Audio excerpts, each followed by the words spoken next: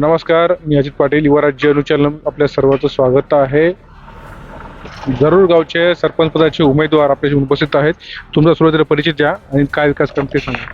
माझं नाव मेश्राम निशांत मोतीराम. करतो. हा जरूर तालुका किनवट जिल्हा नांदेड. 1 वर्षासाठी पोटनिवडणूक लागलेला आहे. कारण की याच्या अगोदर माझी आई सरपंच होती आणि कामाचा अनुभव आहे मला. 5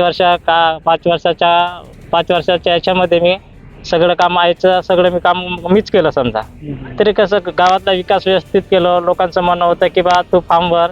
यांनी 4 वर्ष होऊन काहीच केलं नाही. 4 वर्षात एक वर्षासाठी पोटनिवडणूक लागलेला आहे. त्या निमित्ताने की बाबा तू फॉर्म भर, तू विकास करशील आणि चांगला गावात विकास केला. पाणी पुरवठा, लाईट आणि शिक्षण या सगळ्या गोष्टीत. आणि कारण की मी सुशिक्षित शिकलेला आणि बाहेर फिरलेला सगळा अनुभव, सगळ्यांचे बिलं काढणं, सगळ्या गोष्टी. त्याच्यामुळे लोकांनी मला सांगितलं की सर पोटनिवडणुकामध्ये तू फॉर्म भर आणि तुला निवडून आम्ही मतदान देऊन आम्ही निवडून तुला हेच करतात. हो. तुम्ही काय काम करणार निवडल्यानंतर?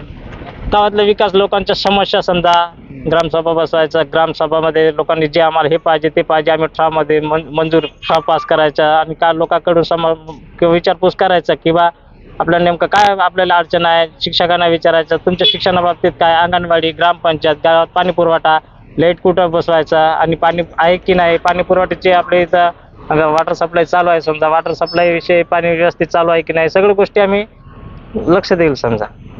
हा. मुख्य अडचणी काय गावातल्या? मुख्य अडचणी आमच्या इथं होतं पाण्याचं होतं. ज्यावेळेस पाण्याचं अडचण होतं त्या 5 वर्षामध्ये पाण्याच्या समस्या सगळ्यांनी व्यवस्थित करून टाकलं.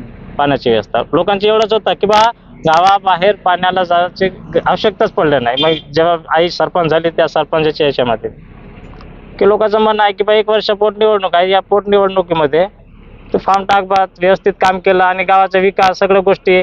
आणि कसं अडचणी गावातली समस्या, डिलिव्हरी बाया असो त्यांच्यासोबत जायचं, डॉक्टरांशी संपर्क करायचा आणि काही असे गावातले शिक्षण घेत असतं त्या मुलांना तुम्ही शिका आणि कुठे ॲडमिशन कुठं करायचं, हे सगळ्या गोष्टी. गावातली नागरिक जे लोक असतात त्याचे किनवटमध्ये जायचं, कोणाची कामं करून द्यायचं समजा, राशन कार्ड, आधार कार्ड अपडेट करायचं, सगळं कामं लोकांचे केलेलं समजा. त्याच्या निमित्त लोकांनी म्हटले पोटनिवडणुकीमध्ये तू फॉर्म भर आणि मला निवडून द्या. माझी निशाणी आहे TV, दूरदर्शन संच, मला निवडून द्या. आणि जे 1 वर्षामध्ये मी जेवढा माझा अनुभव आहे तेवढा कामं मी गावात विकास करू शकतो.